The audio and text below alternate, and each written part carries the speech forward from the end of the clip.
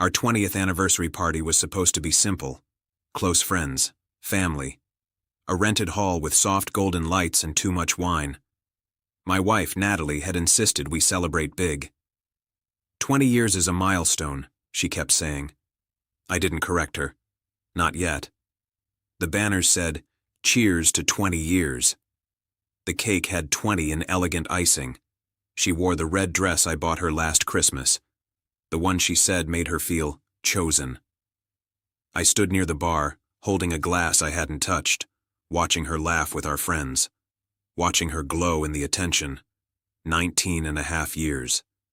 That number had been echoing in my head for weeks. At 8:45 p.m., her sister clinked a spoon against a glass. "Speech! Speech!" Natalie grabbed my hand and squeezed it.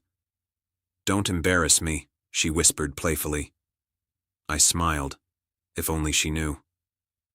I walked to the center of the room. The microphone felt heavier than it should have. I looked around at the people who had watched us grow up together. The friends who toasted our engagement. The family who cried at our wedding. "I just want to say thank you all for coming," I began. "It means a lot to celebrate 19.5 years of marriage with the people we love." The room laughed politely. Natalie laughed too. At first. Then she realized I wasn't joking. Her smile froze. I continued. 19.5 years of memories. 19.5 years of building a home. 19.5 years of trust. Now it was quiet. "You see," I said, setting my untouched glass on the table beside me. 20 years would mean we made it all the way. But somewhere around the 19.5 mark, something changed. Natalie stepped closer. "What are you doing?" she hissed under her breath. I didn't look at her. 6 months ago, I said calmly, I found out my wife had been having an emotional affair with a coworker. Gasps, actual gasps, her face drained of color. "It wasn't physical," she had told me when I confronted her. "It's not like that. Just late-night messages, private jokes, deleted conversations. You understand me better than anyone. Wish I met you earlier." The classics. I found out by accident.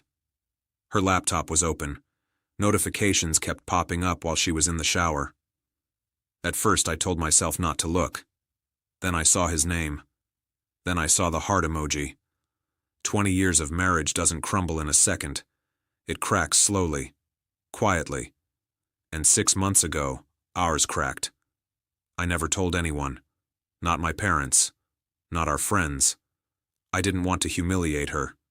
I didn't want to destroy the image of what we were. I asked her to cut him off. She did. I asked for transparency. She gave it. I asked if she loved him. She said no. But something had shifted. Trust doesn't scream when it breaks. It goes silent. I looked around the room again. "I didn't come here to shame anyone," I continued. "I didn't come here to play the victim. I came here because pretending we've had 20 perfect years would be the real lie." Natalie's eyes filled with tears.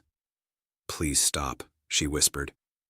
"I spent 6 months deciding whether we were going to reach 20, I said gently. 6 months asking myself if I could live with being someone's second emotional home. Nobody moved. Nobody even breathed. I realized something, I said. Marriage isn't about never making mistakes. It's about whether both people are willing to rebuild after one. I turned to her then. For 19.5 years, I never questioned where I stood. For the last 6 months I have. She was crying now. Not dramatic sobbing. Quiet, exposed tears. I almost walked away, I admitted. I had the papers drafted. I kept them in my desk. Murmurs rippled through the room. But tonight isn't an announcement of divorce. You could feel the shift instantly. It's an announcement of honesty. I took a breath. We've been married for 19.5 years. The other 6 months?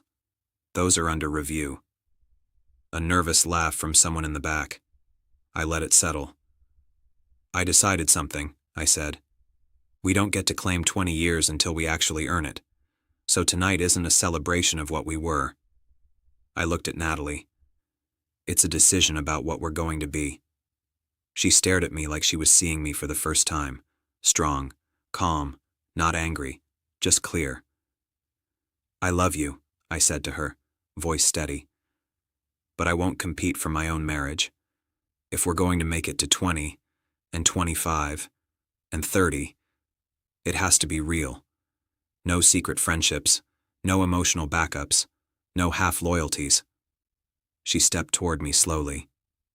I'm sorry, she said, barely audible into the microphone I was holding between us.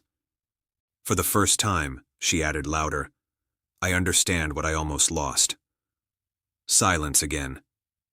Then her father stood up and said quietly, Well, I suppose the next 6 months matter more than the last 19. Soft laughter, relieved, careful. I handed Natalie the microphone. Do you still want to be married to me? I asked. She didn't hesitate. Yes. Then earn the other half year with me. Tears rolled down her cheeks as she nodded. I turned back to the guests. So thank you for coming to celebrate 19.5 years. If you're still around in 6 months, we'll see if we make it to 20. This time the laughter was real. Not because it was funny, but because it was honest. Later that night, after everyone left and the hall was empty, she sat beside me in the quiet. You could have destroyed me, she said. I didn't want to destroy you, I replied. I wanted you to understand. She rested her head on my shoulder. For the first time in months, it didn't feel forced. Marriage isn't a straight line. It's a series of choices. And that night, in front of everyone, I made mine. We weren't celebrating 20 years.